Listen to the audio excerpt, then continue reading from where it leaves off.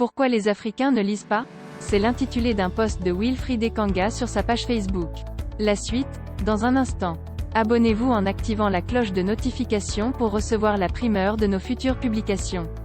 Cliquez également sur le bouton Rejoindre pour devenir un super privilégié de la chaîne et participer à son agrandissement.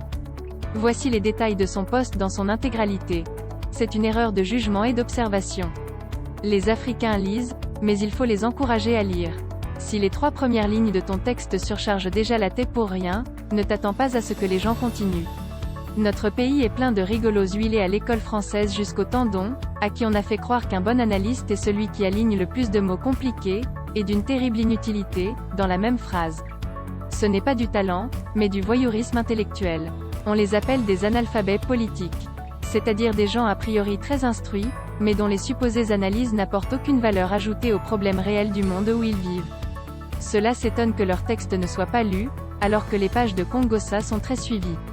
Or c'est précisément parce que ces dernières sont très faciles à comprendre, car rédigées dans un style accessible, sinon cru, à plus forte raison si tu rédiges un texte scientifique que tu veux vulgariser. À ce niveau, ne te contente pas d'écrire. La loi de la gravitation est la force qui maintient les corps célestes en orbite autour d'un corps plus massif, et qui entraîne ces deux corps à s'attirer mutuellement. Simplifie ta définition en ajoutant: c'est la force qui nous fait retomber au sol après 1 ou 2 secondes quand on essaye de sauter.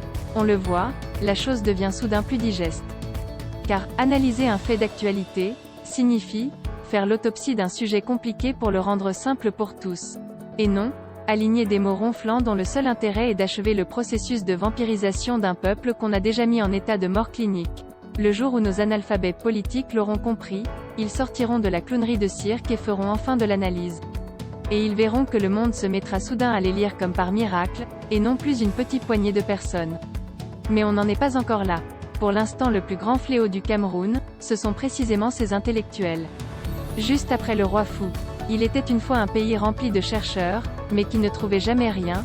Veuillez prendre 3 secondes pour liker la vidéo et la partager. N'oubliez pas de vous abonner à la chaîne YouTube Camer TV Info et Cameroun Actu. À bientôt pour de nouvelles publications.